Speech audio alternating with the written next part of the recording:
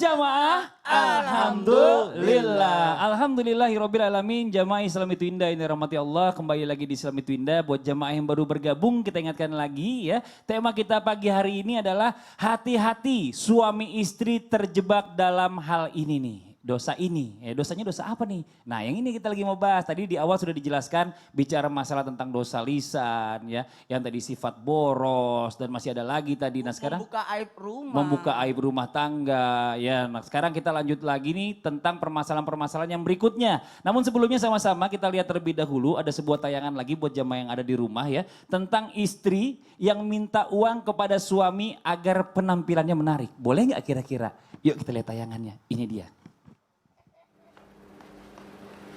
Sayang, minta uang. Aku mau berenang. Ngapain berenang? Ya biar badanku langsing kayak dulu. Gak usah lah.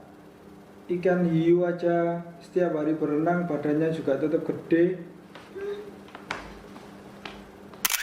Jadi istrinya mau nitipin nggak boleh juga, jadinya dibalas lagi sama istrinya. Tapi gini nih, ini yang kita mau bahas nih, Uma nih mau izin nih, karena masalah perempuan nih yang ini nih ya. Apakah benar bentuk dosa yang kadang nih ya dianggap biasa aja oleh pasangan suami istri, ini tidak menjaga penampilan di depan pasangan. Nah, dan apakah benar banyak pasangan yang berpaling karena rasa cuek dari pasangan ini malas menjaga penampilannya. Istrinya udah minta kalau yang tadi, cuma lakinya nggak mau modalin. Nah ini bagaimana juga nih mau izin penjelasannya. Tafadhol. Terima kasih Mas Fadli. Nah ini juga pelajaran berharga juga buat saya. Terkadang kita teman-teman sekalian ketika sudah menikah, sudah bertahun-tahun menikah, males gaya-gaya di rumah. Giliran kita keluar, gayanya luar biasa. Hati-hati. Biasanya pada umumnya perempuan-perempuan memang banyak di rumah. Waqarna fi buyutikunna. Memang fitrahnya dia berada di rumah. Kemudian kalau laki-laki memang fitrahnya dia banyak di luar. Di luar itu dia banyak melihat perempuan-perempuan yang cantik daripada Anda teman-teman sekalian.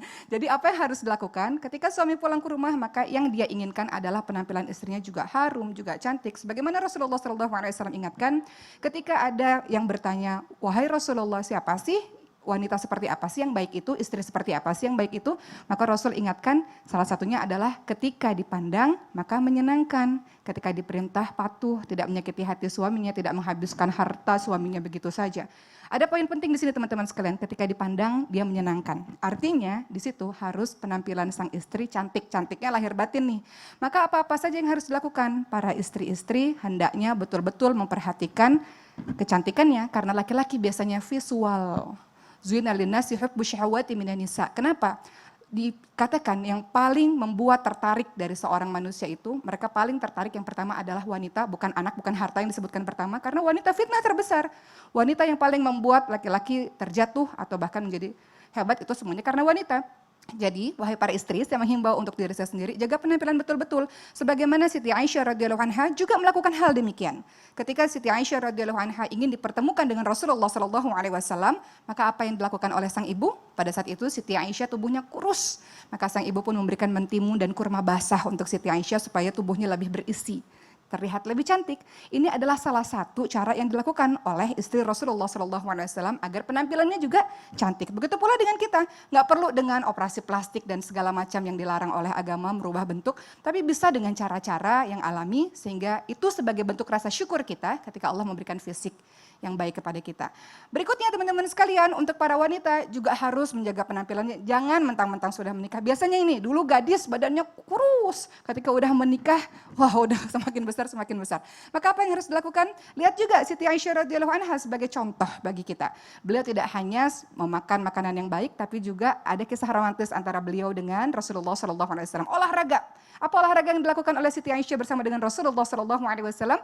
Olahraganya adalah lari untuk menjaga kesehatan badannya, untuk menjaga kebugaran badannya. Jadi nggak ada salahnya juga untuk para istri atau para ibu yang sudah punya anak banyak untuk menjaga kesehatannya. Cantik itu bukan hanya untuk suami tapi untuk kita sendiri loh. Coba bayangkan ibu-ibu berkaca di depan kaca, kalau ternyata badannya besar dan tidak terawat, pasti kita juga tidak enak. Tapi kalau kita cantik, suami juga enak memandang kita, maka suami menjadi suami-suami yang setia insya Allah.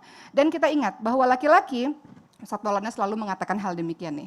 Jaga pandangannya, jaga perutnya, dan jaga sesuatu yang dibutuhkan oleh laki-laki. Maka jaga pandangan untuk senantiasa cantik, jaga perutnya, jaga makanannya, dan jaga biologisnya. Dengan begitu dia akan setia kepadamu dan gak melirik wanita-wanita yang lainnya, insya Allah. Allah ya Robbi, itu dia ya bicara masalah tentang masalah penampilan ini ternyata sangat berpengaruh banget ya Uma ya. Saya mau ajak lagi nih jamaah yang ada di rumah nih ya untuk melihat sebuah tayangan ya terbalik nih. Istri yang suka pergi, suami yang betah di rumah. Ini tayangannya nih. Mau kemana Nyayang? Udah lama kesana bentar aku. Kunci pintu itu nanti mau masuk kucing ini. Kunci pintunya.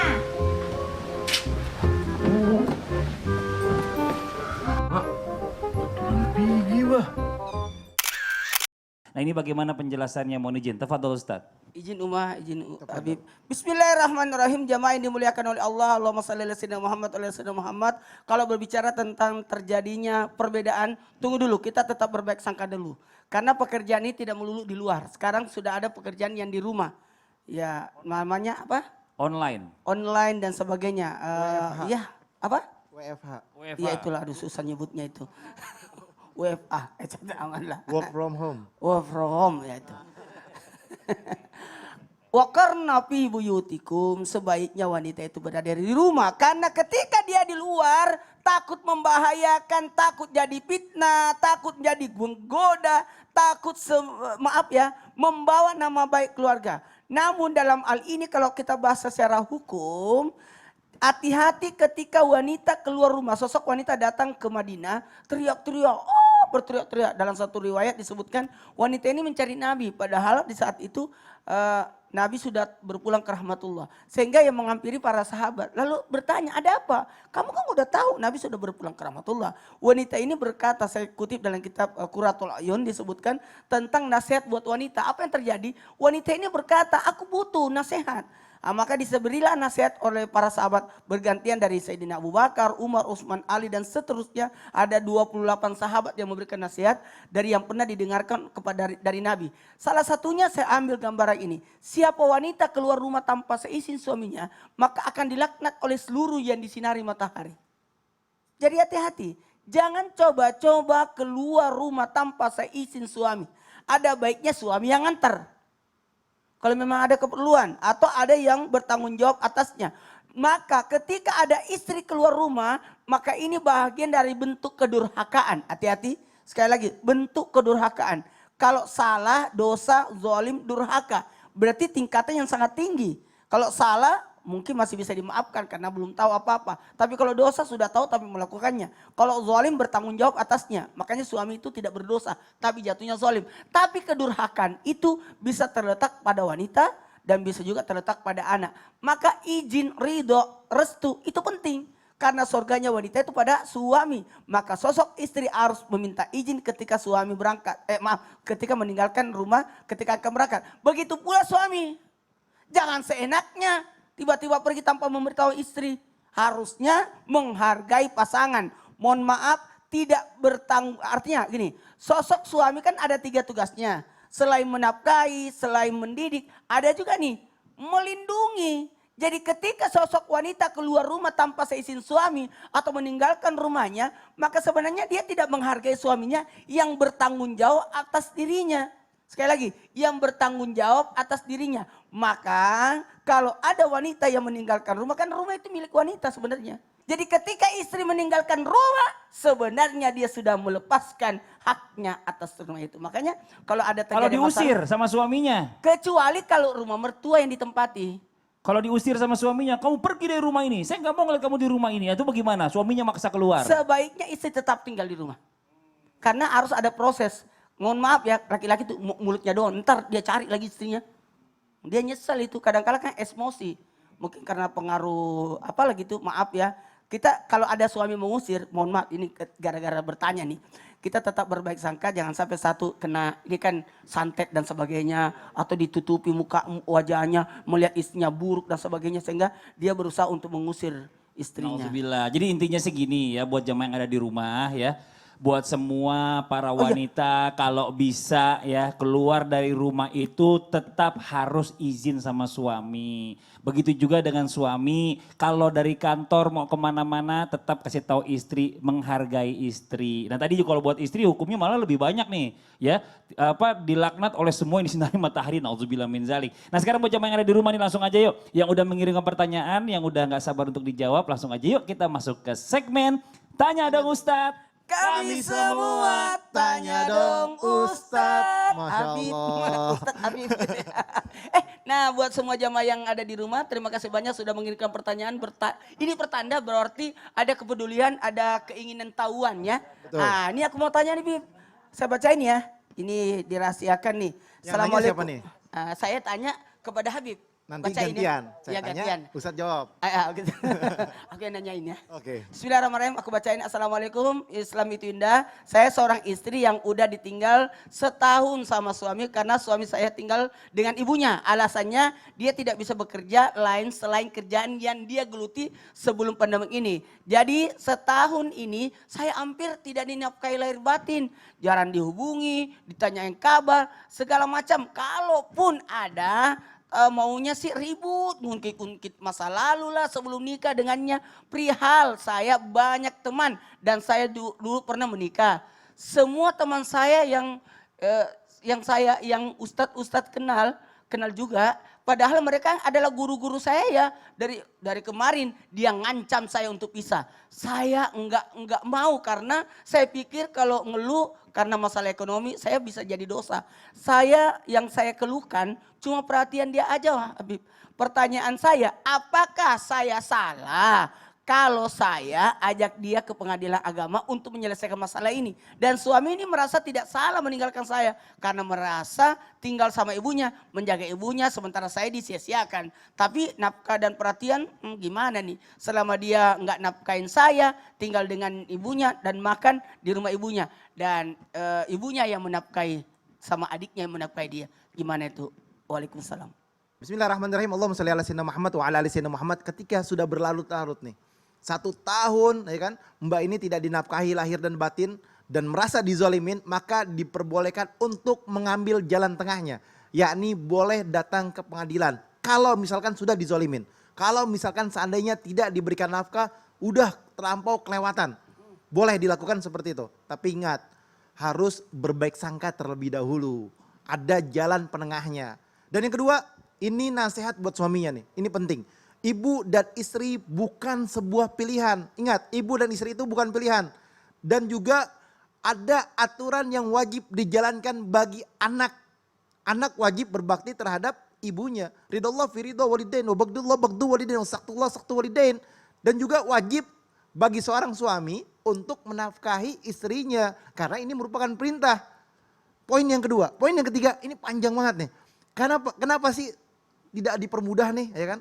Ajak aja ke rumahnya atau urus bareng-bareng, atau insya Allah kan yang namanya rezeki kan nyusul Ustadz. Iya. Benar gak? Gak apa-apa, udah ajak Tapi ke rumahnya. masalahnya Bib, ini pertanyaan tadi, dia enggak kerja lagi, justru dinafkahi sama ibunya sama adik-adiknya. Gak apa-apa, datang ke rumah, Oh, gitu. kita ikhtiar, berdoa sama Allah, mudah-mudahan Allah berikan rezeki. Masya Allah, ini Habib baik banget. Karena apa? Karena kita berdoa, hidup itu kan, doa itu silahul mu'min. Ada senjata doanya orang nggak, beriman. Bib? Nih, Ada. apa itu doanya? Allah maftah lana ya Allah ya Rabb, abwaba rizqan wasi'at mubarakah wa rizqan halalan thayyibatan mubarakah ya Rabb. Minta sama Allah rizkinya. Terus apa lagi? Yang poin yang terakhir nih. Ingat, masa lalu gak usah dibahas dan dijadikan pembelajaran. Untuk apa? Untuk masa yang akan datang. Jadi lihat masa depan, bukan masa yang sekarang Ustaz. Nah, gantian Ustaz, sekarang aneh yang tanya. Iya. Assalamualaikum warahmatullahi wabarakatuh. Waalaikumsalam Ustadz warahmatullahi Maulana, wabarakatuh. mau tanya nih solusinya tentang rumah tangga saya. Heeh. Saya baru nikah 1-2 tahun dan baru lahiran anak saya sekarang usianya 2 bulan. 1 tahun 2 bulan ya, Oh, berarti 1 tahun 2 14 bulan. bulan. 1,2 tahun. Ya. Suami saya pergi dari rumah 1 bulan. Lebih dia ngambil emas milik saya. Peninggalan almarhum suami saya yang pertama tanpa izin dan digadaikan uangnya. Dan uangnya tersebut dipakai untuk judi online atau bola online atau judi bola. Sampai sekarang dia nggak pulang dan nggak ada kabar. Saya sudah coba beberapa kali berusaha ke rumah mertua, tapi mertua dan keluarganya pun bilang nggak tahu. Bahkan dia juga bawa uang dari orang tuanya atau bawa kabur, nggak ngerti nih, paham nih. Nah terus saya sekarang dilarang sama keluarga untuk ke mertua saya. Karena apa? Karena suka ada omongan yang gak enak dan bikin sakit hati. Apa yang pernah diberikan diungkit-ungkit kembali. Langkah apa yang harus saya tempuh Ustadz? Apa saya harus bersabar atau saya berpisah?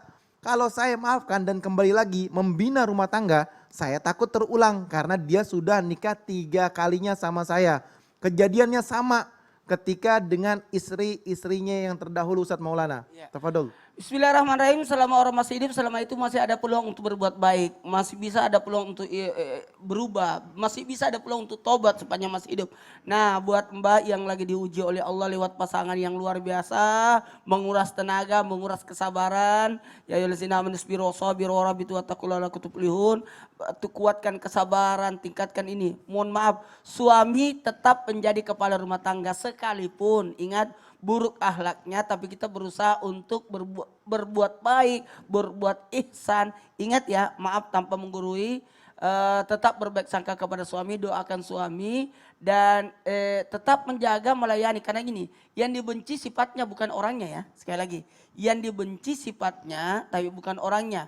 Tetap selama masih belum terjadi perceraian, selama itu yang menceraikan kan suami. Selama itu ibu tetap statusnya sebagai istri. Maka sebaiknya bermusyawarah, mencari solusi. Baik itu kepada keluarganya. Dengan cara apa? Muhasabah dulu. Oh mungkin saya agak kurang perhatian. Coba alihkan perhatian suami dengan judi-judinya itu menjadi sesuatu yang menarik di rumah. Supaya rumah tangga tetap adem. Apalagi kan sudah punya anak, kasihan anaknya. Nah ini ada pertanyaan Bib. Nanya lagi Ustadz. Pertanyaan yang mungkin orang tanpa sadar dia sudah merusak rumah tangganya. Nih, zihar. Mau tahu nggak zihar? Itu apa tuh zihar tuh lain di rumah tuh. Pasti mau tahu. Apa tuh zihar ya? Zihar itu adalah gimana Bib? Nah ini menarik nih. Iya. Banyak orang yang Jangan dijelasin dimana dulu, Bib. tidak mengerti dan memahami Iya. makna zihar. Zihar itu apa ya? Mau tahu? Ini pokoknya membahayakan loh. Membahayakan loh. Kalau Bisa. begitu ambil handphone dulu Ustadz. Ambil handphone. Iya, Terus? WhatsApp teman-temannya, saudaranya, keluarnya Ya. suruh nonton Islam itu indah. Iya karena biar zihar paham ini, ilmu fikih. zihar ini kadangkala terjadi tanpa orang sadari bahwa dia sudah titik-titik. Nah. Saya kasih kode ya. Menyerupai, menyerupakan. Ya ternyata adalah